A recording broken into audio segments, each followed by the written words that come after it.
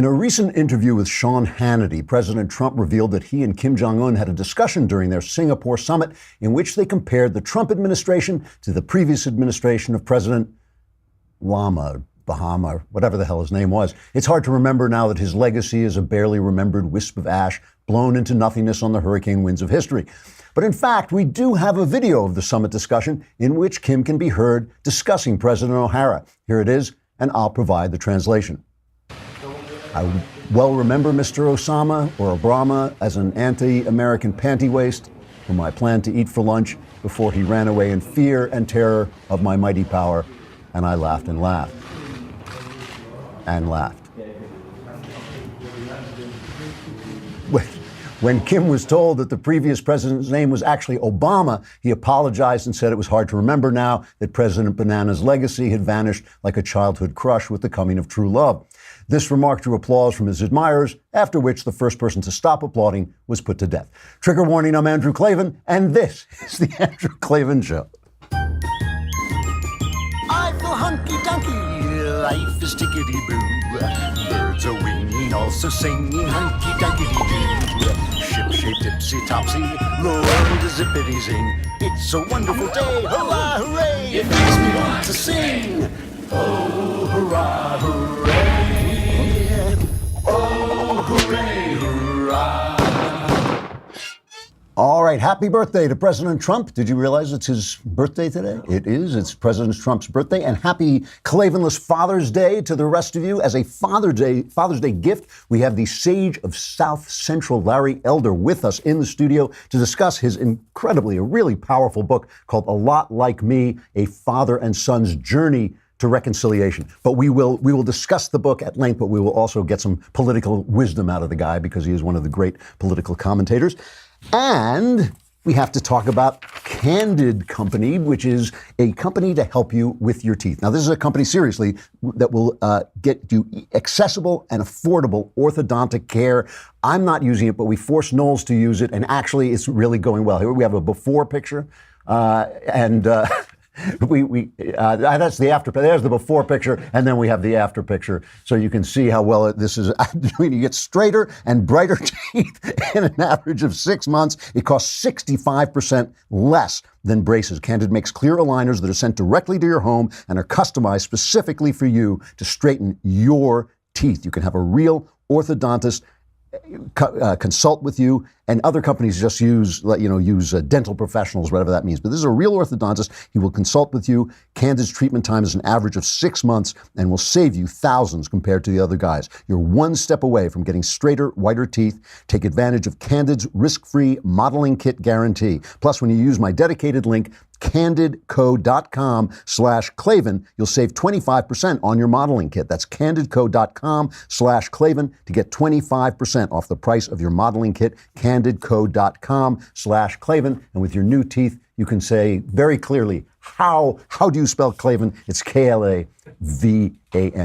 All right. The IG report is coming out today. It's been leaked, a lot of it, but so we're going to wait and talk about that on Monday because I hate talking about stuff off the top of my head. What we are going to talk about, I also have to remind you, so much stuff going on here. So much stuff I have to talk about before I get to talk about politics. It's almost time for the next episode of The Conversation. That's Tuesday, June 19th at 5:30 p.m. Eastern, 2:30 p.m. Pacific. It's Ben Shapiro this time, so he will answer all your questions with absolute certainty. And the questions will be asked by the lovely and talented Alicia Krause. The Q&A will stream live on YouTube and Facebook for everyone to watch, but only Daily Wire subscribers can ask Ben questions.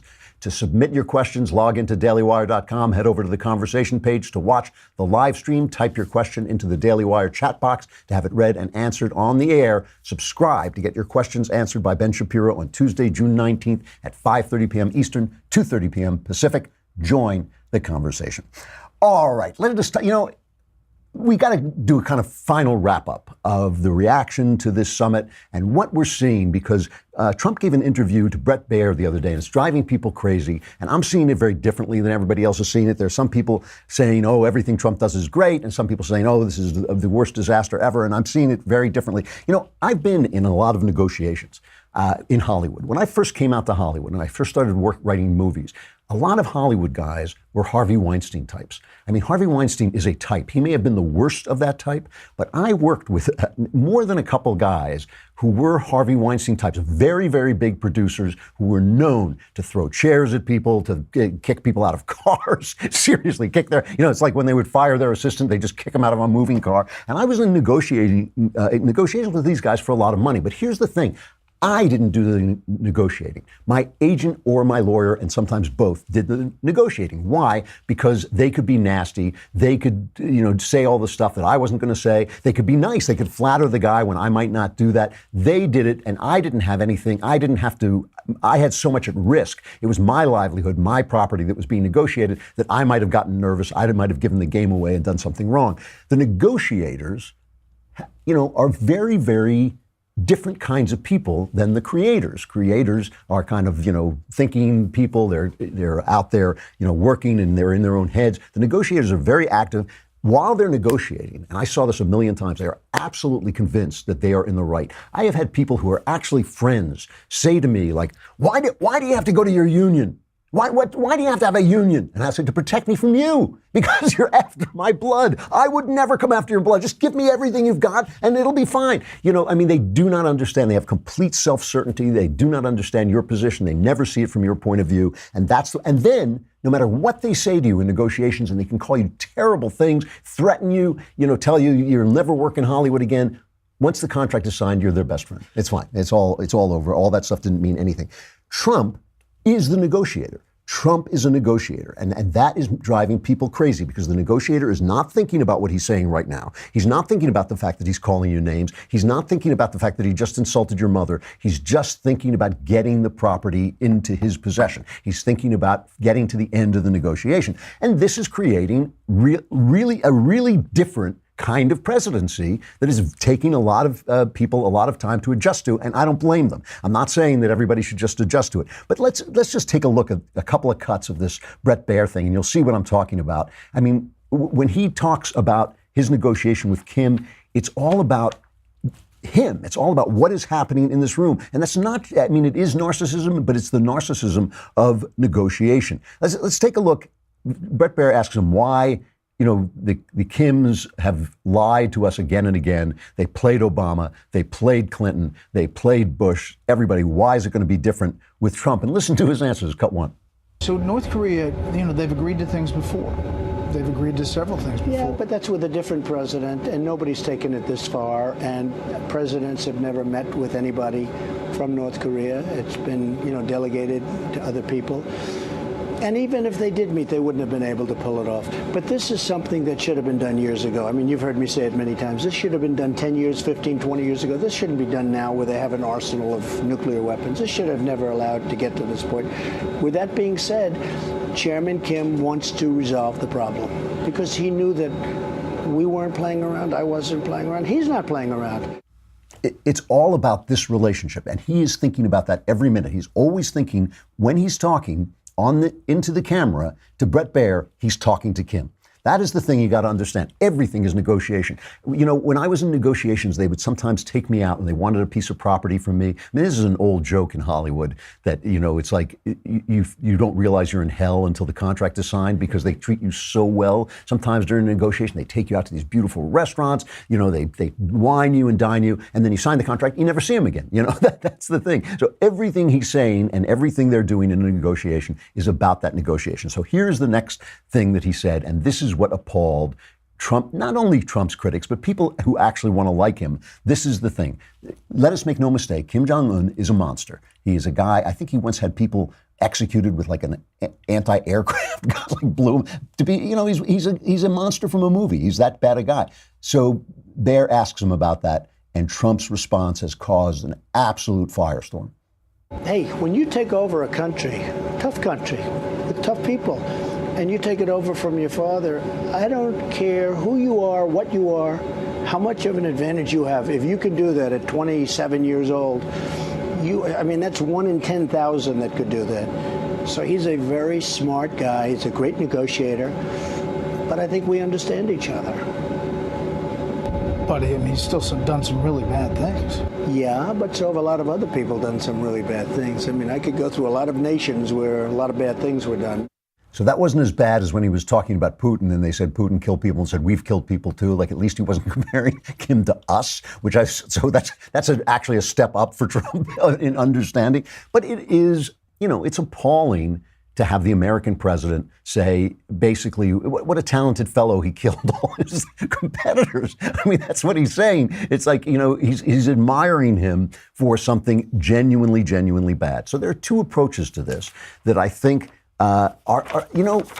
we're also ready to jump down each other's throats nowadays. We're also ready to yell at each other and scream at each other, that we don't always listen to one another. And these two approaches can both be right at the same time. And I'll show them to you. I will not just tell you about them. I'll actually show you the two approaches at work.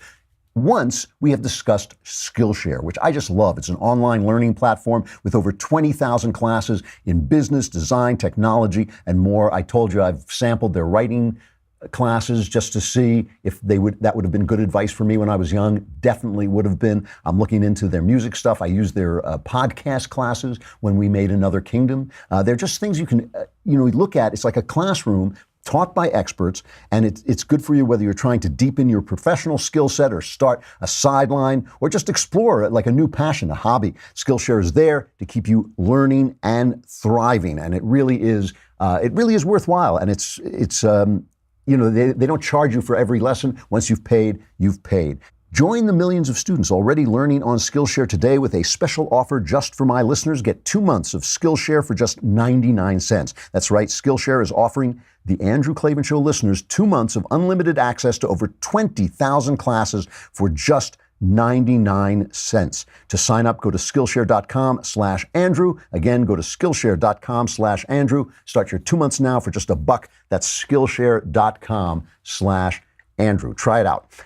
Okay, so last night on Special Report, Molly Hemingway is debating this with Eli Lake from Bloomberg, okay? And Molly has been a fierce defender of Trump, but I think an honest defender of Trump. She will go to his flaws, she will talk about it, but she is ferocious. And sometimes, at first, when I would see her, I used to say, it's nice that like a young lady can stand up to all these guys. Now I fear for the guys' lives, I just think like pull it back, Molly, don't kill them, we need them tomorrow. But she is saying, she said, she did say, I wish Trump would talk more about the human rights abuses, but he's trying to accomplish something.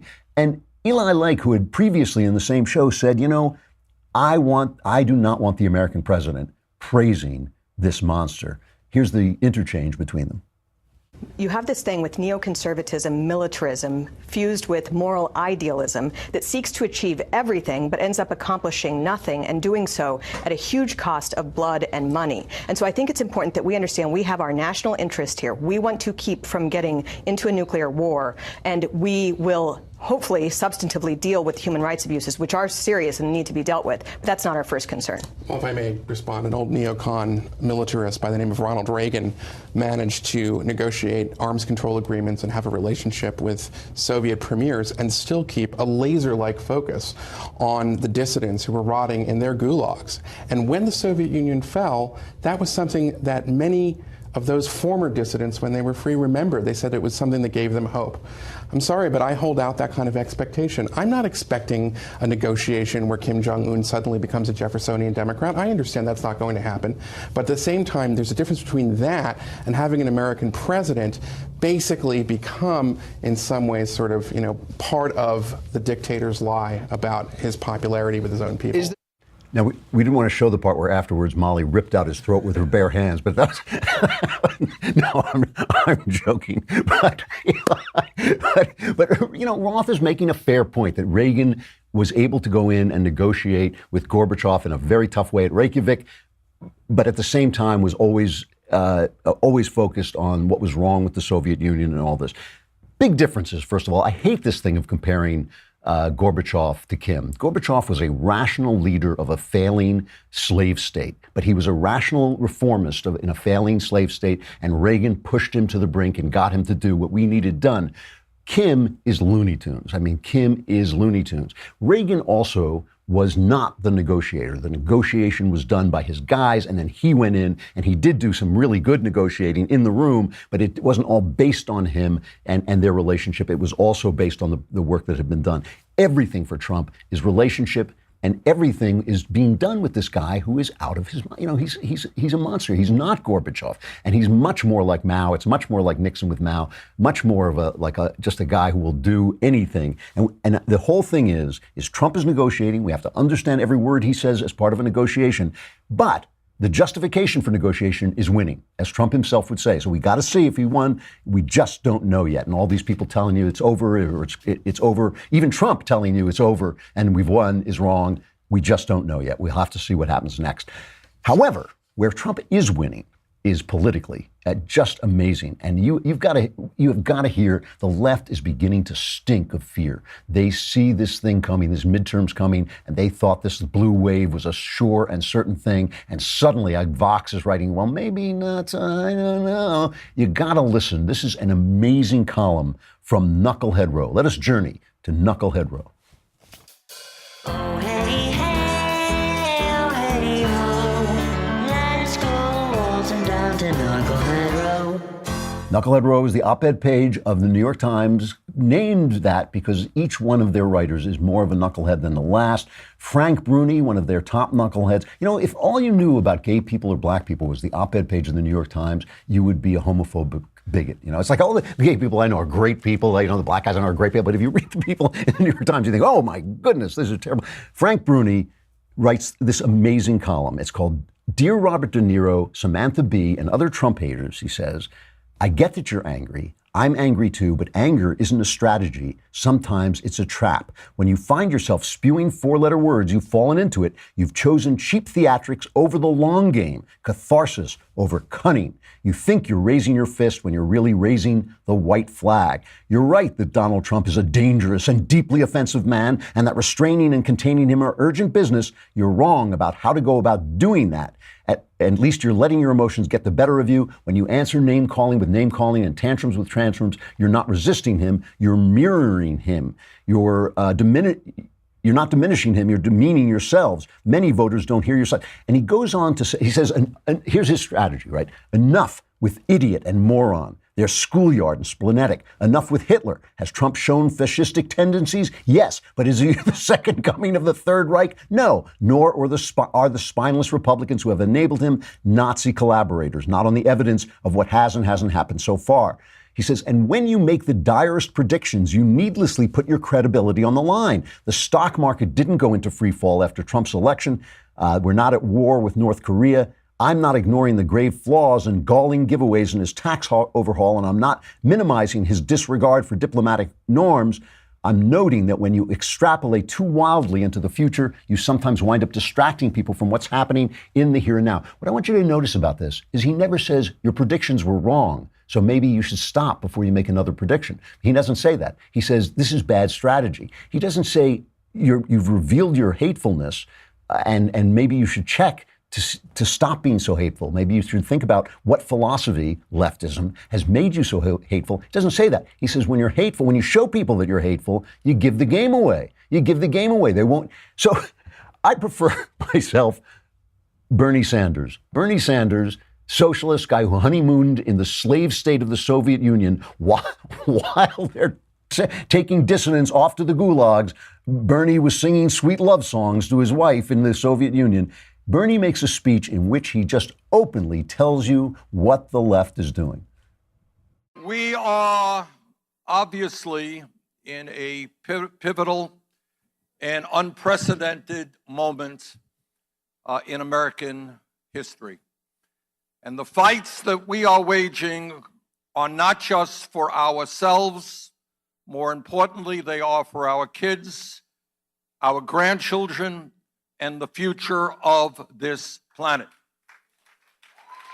And if anybody in this room, and I know it's not the case here, but anybody in this country who thinks that now is the time to throw your hands up and give up, you are dead wrong. Now is the time more than ever to stand up, fight back. And I want to thank all of the groups here, because whether you know it or not, you have helped transform this country in so many ways. A few years ago, just a few years ago, and I want you to think about it, many of the ideas that we talked about were thought to be fringe ideas, radical ideas, extremist ideas. Well, you know what? Because of your efforts, those ideas are now mainstream American ideas.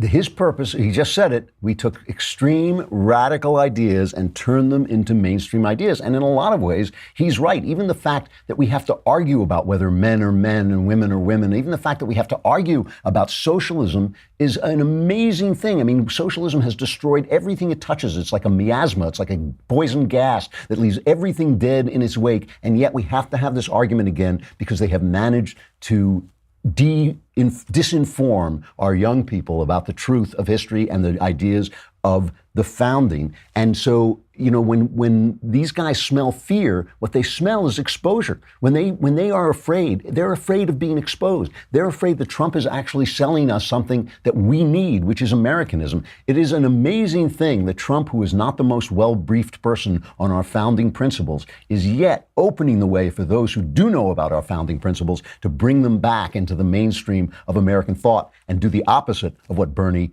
is talking about. And you can see they're scared. They're scared of him now, and good. Because they're, you know, you want to see why I say that.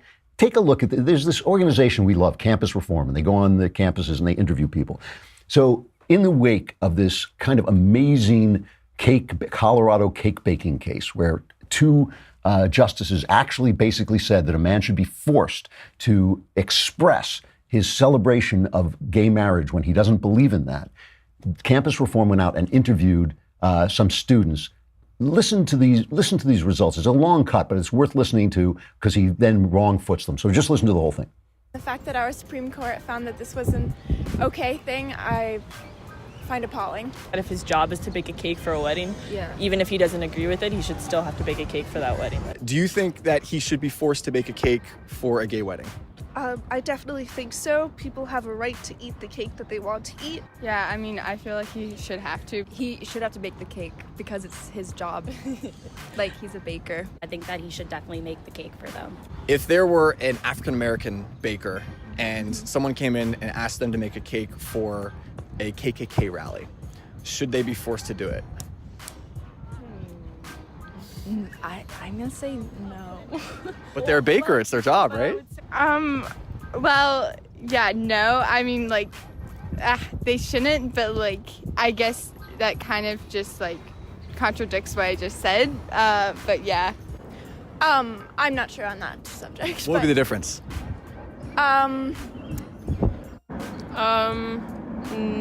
No, because the KKK is directly hating them as a person. Meanwhile, gay people aren't hating the baker for being a baker. Mixing it up, how about should a Jewish baker have to make a cake for a Palestinian wedding? It gets more complicated like that, I guess. But I'm unsure, I would say. Okay. I don't know.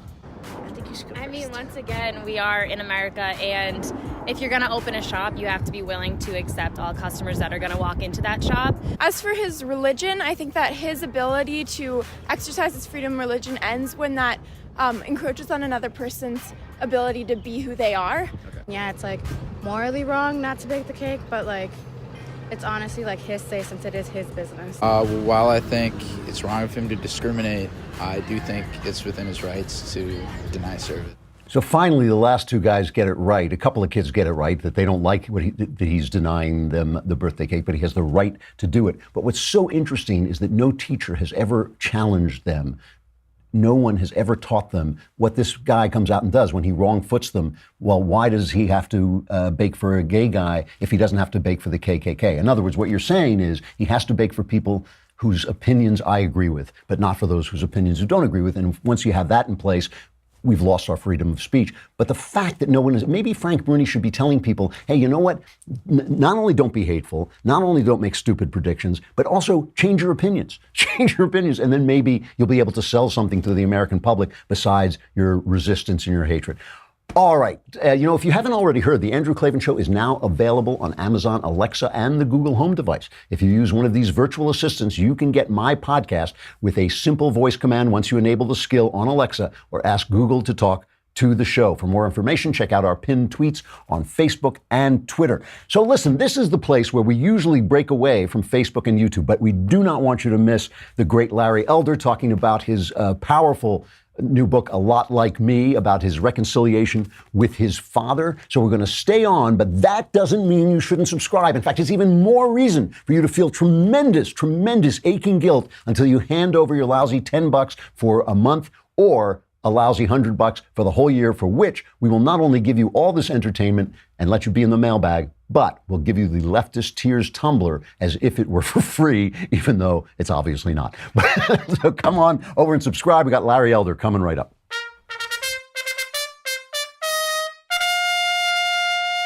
Larry Elder is and has been for a long time one of the best political commentators out there. That is why his show, The Larry Elder Show, is syndicated in over 300 markets. But he is also the best-selling author of such books as The 10 Things You Can't Say in America, which I loved, by the way, Showdown, Confronting Bias, Lies, and the Special Interests That Divide America. But this is a very personal book, A Lot Like Me, a father and son's journey to reconciliation. Larry, it's good to see you. Thanks so much for having me, Drew. I appreciate it. It's a real pleasure. So, you have been, you're the guy, first of all, it's always strange to see you when we bump into each other. You live in the little radio in my car. I'm always strange as you actually are a real human being. I really am. I have arms, legs.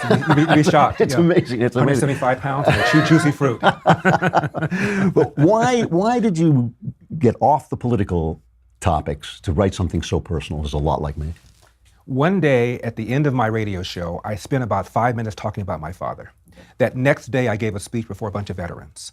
I did Q&A. Every single question had to do with the 5 minutes I did about my dad. And it struck me that maybe, just maybe, what I said on the air had struck a chord with people.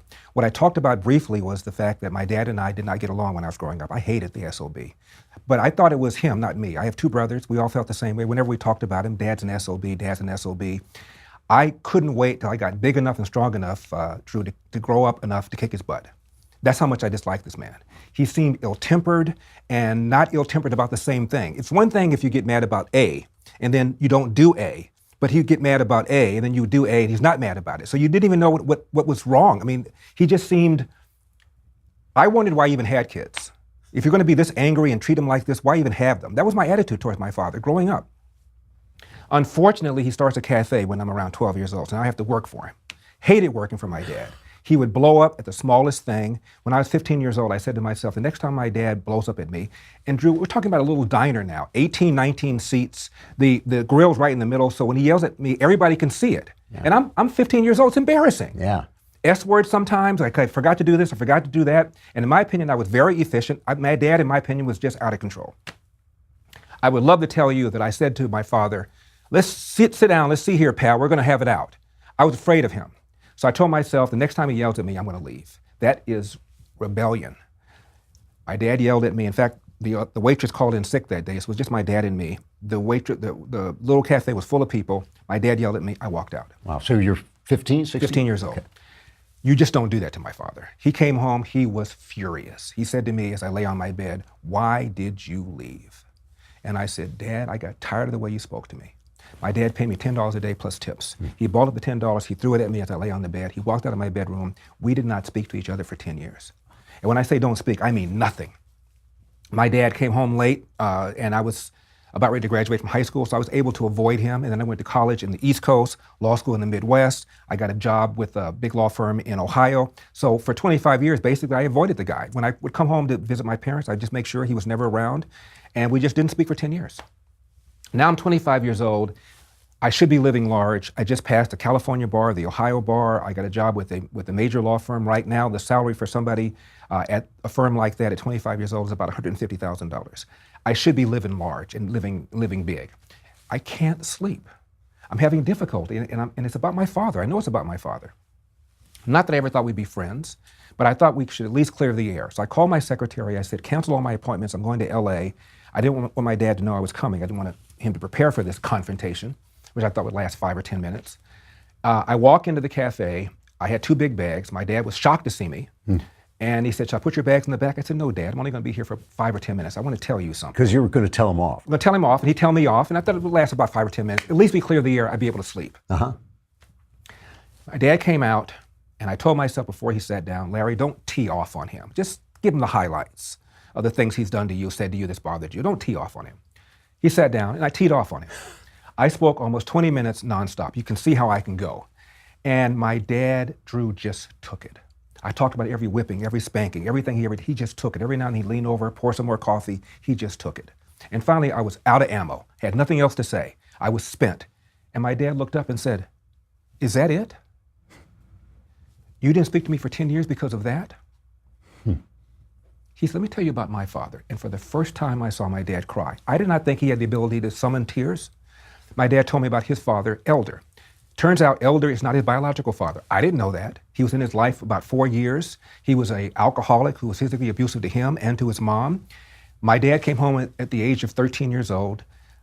This time had a fight with his mom's then boyfriend. She had a series of boyfriends, each one more irresponsible than the one before. She didn't really work. They would skip rent all the time. So they stayed in some room, and my dad was quarreling with his mom's then boyfriend. She sides with the boyfriend, throws my father out of the house, never to return. 13-year-old black boy, Jim Crow South, Athens, Georgia, at the beginning of the Great Depression. I defy you to find somebody who had a hand dealt like that. My father walks down the road, takes any job he can get. Ultimately, he became a Pullman porter for the trains. They were the largest private employer in those days. And my dad's black boy from the South was able to travel all around the country, which is eye-opening for him. And he came to California once on a run, and the weather was nice, and people seemed less racist, more friendly. My dad made a mental note, maybe someday I'll relocate to California, who knows. Pearl Harbor, my dad joins the Marines. I said, why? He said, 2 reasons. They went where the action is, and I love the uniforms. My dad was stationed in Guam. He was a staff sergeant in charge of cooking. Comes back to Chattanooga after the war, where he had met and married my mom, to get him a job as a short order cook, which is what he always wanted to do. He always wanted to cook. He went to restaurant after restaurant after restaurant, and he was told, we don't hire N-words. He went to an unemployment office. The lady said, you went to the wrong door. My dad goes out to the hall, sees colored only, goes to that door, to the very same lady who sent him out. Goes home to my mom, said, this is BS. I'm going to California. I'm going to get me a job as a short order cook. Comes out to California, walks around for 2 days. I'm sorry, you have no references. I'm sorry, you have no references. My dad said, I work for free, just give me a reference. I'm sorry, you can't do that. You have no references. They treated him the same way out here as they did in Tennessee, a little more polite about it. Polite, yeah. Went to an unemployment office, one door this time. A lady said, we have nothing. My dad said, what time do you open? She said, 8:30. What time do you close? 5. I'll be here at 8:30. I'll be here at 5. First thing you have, I'll take. My dad sat in the chair for a day and a half. Lady says, I have something. I don't know that you'll want it. My dad said, I'm sure I'll want it. What is it?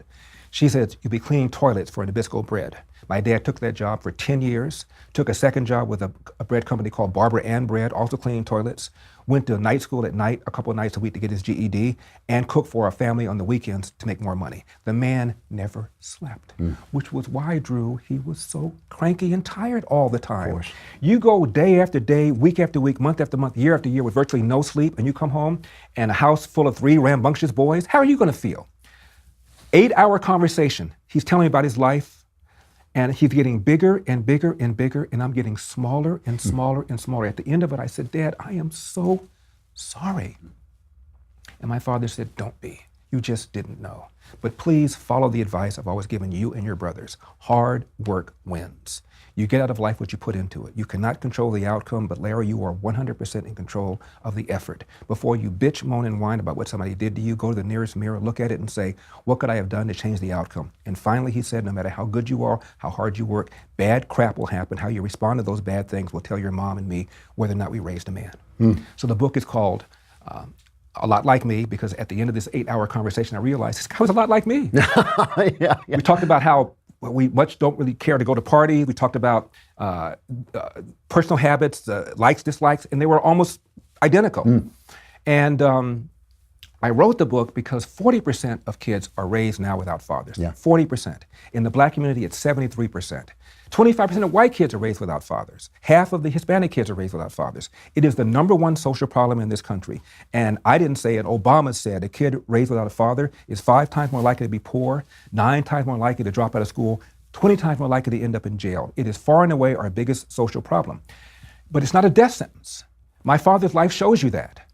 And my father's attitude was, you have an obligation to pick up the cards and play them to the best of your ability. That is your duty. That is your obligation. And if you do that, he says, people will help you. If anybody had a reason to be angry at the white man, pick up a gun and go after people, it's people like my dad, that whole generation, but they didn't. They worked hard. They progressed. They recognized that things are a lot better right now. My father, before he died, told me he cannot believe how profoundly different the country is. So I'm encouraging people to recognize we are blessed to be born in America, and if you have a mom and a dad in your house, you are doubly blessed. And if you don't, though, it's not a death sentence. You still have an obligation to pick up the cards and play them to the best of your ability. And in America, you can do that. You know, that is an amazing story. It is an amazing story. And it's amazing that you had the inner fortitude, the manliness to accept what you were hearing. When you went in there to take his head off, and then you heard that story and you thought, oh, I got it, my life wrong. I got my whole life. That's amazing. That is an amazing quality. Now, all I hear is I hear people, you know, I hear the victimhood. I go around and talk to colleges, I'm sure you do too, and I hear that they are very committed, all of them, to feeling oppressed. As you say, your father could have felt oppressed. I'm sure there are times in your life when you could have felt oppressed. How do you deal with it? You know, Drew, it's a lie. People talk about how Trump lies all the time. And Trump says this about crowd sizes and stuff like that. The left lies profoundly about serious things that affect the course of this country. It is the lie that women make less money than men make for doing exactly the same work. Otherwise, any self-respecting employer, male or female, would fire all the men, hire women, and pocket the difference. It's a lie. It is a lie that racism remains a major problem in America. And to foster that lie causes police officers to back up, become less passive for fear of being called racist, and as a result, crime has gotten worse in places like Baltimore and St. Louis. It's a lie to tell people these kinds of things. It's damaging people, it's hurting people. The teachers union does not want parents to have the option to take their kid out of an underperforming bad school. That's the kind of stuff we ought to be talking about. I went to Crenshaw High School. That's the school around which that movie Boys in the Hood was made. Yeah. Only 3%, Drew, of kids at the school today can do math at grade level. Now, it's also a Crip school, meaning the Crips have adopted the school, which is why Ice-T told me he wanted to go there. If you're across the street from that school, you are mandated to send your kid to a school that's a Crip school where only 3% of kids can do math at grade level. Republicans want to give you an option, Democrats don't, and you pull the lever for the Democratic Party? Beam me up, Scotty. Listen, I cannot let you go. First, again, the book, A Lot Like Me, incredible story. A Lot Like Me, A Father and Son's Journey to Reconciliation. Great gift for Father's Day.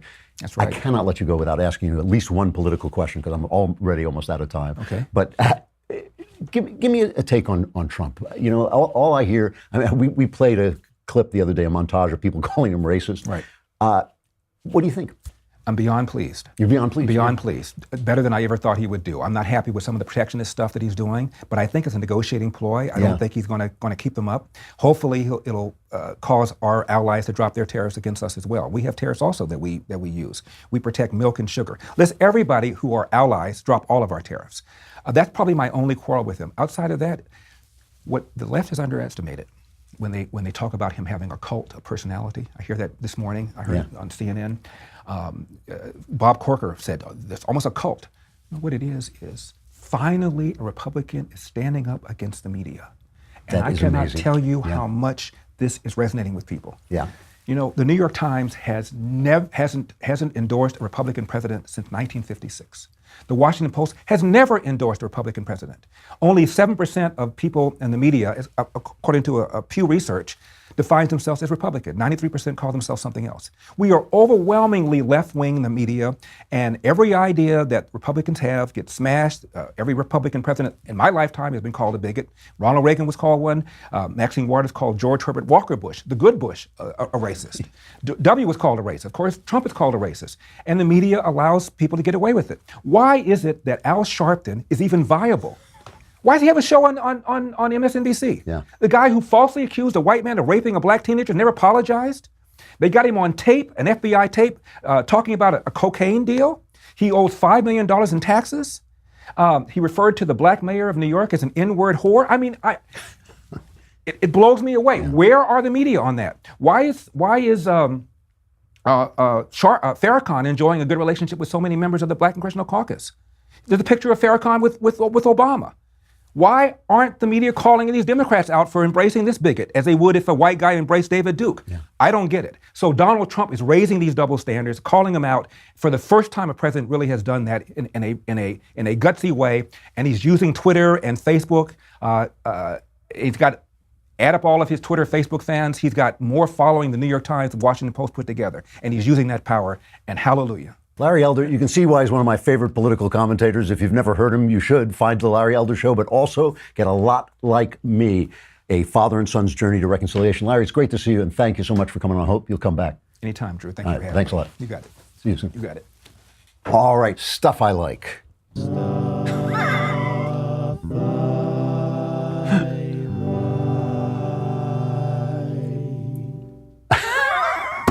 Who did that one? Tim, I don't know how to pronounce his last name, but we'll get it tomorrow. All right. Or Monday. I got to say, that was such a powerful interview that it's a little hard for me to transition, but I will. I finished watching Altered Carbon. I recommend it quite highly. A lot of nudity, a lot of language and all that, so be aware of that. It's funny, Jeremy Boring, the God King of the Daily Wire, said it's got a lot of... what's the word? Exploitative nudity. What's the word they always use? Unnecessary nudity. But the unnecessary nudity is necessary. And that's exactly right, because it's about the body.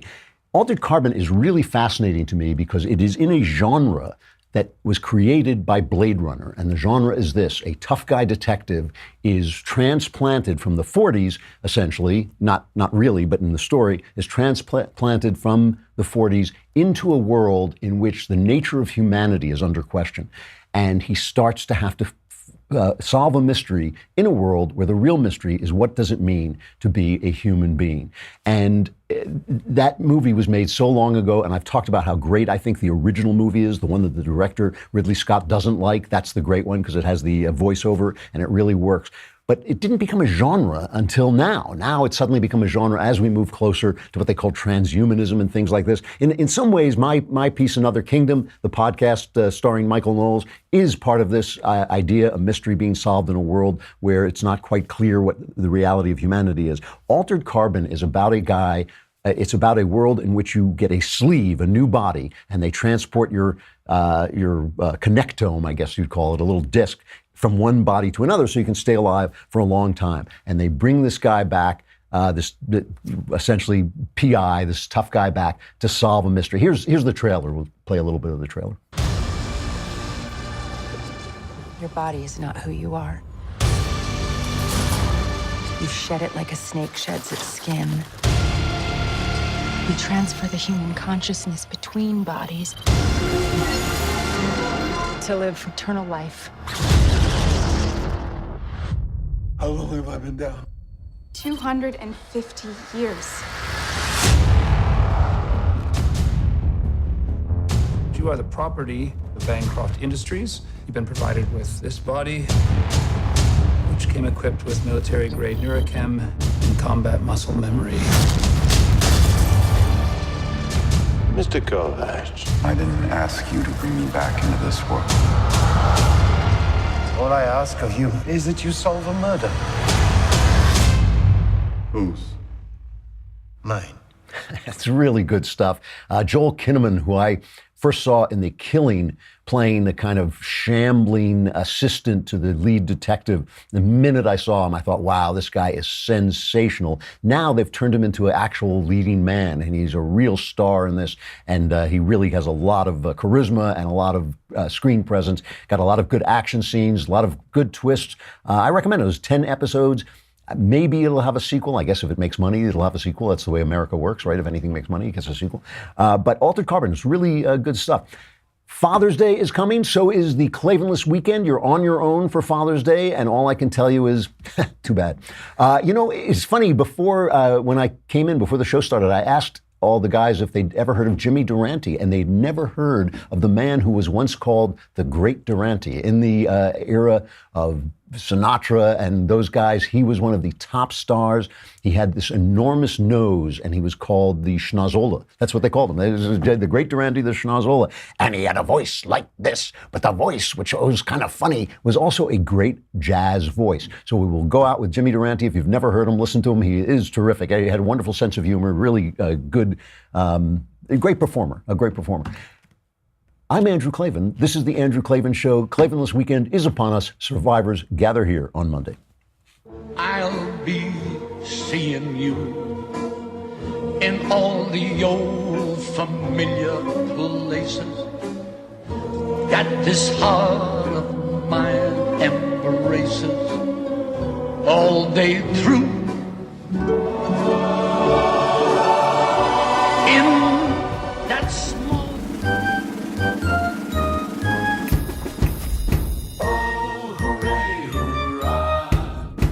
The Andrew Klavan Show is produced by Robert Sterling. Executive producer, Jeremy Boring. Senior producer, Jonathan Hay. Our supervising producer is Mathis Glover. And our technical producer is Austin Stevens. Edited by Emily Jai. Audio is mixed by Mike Cormina. Hair and makeup is by Jesua Alvera. The Andrew Klavan Show is a Daily Wire Forward Publishing production. Copyright Forward Publishing 2018.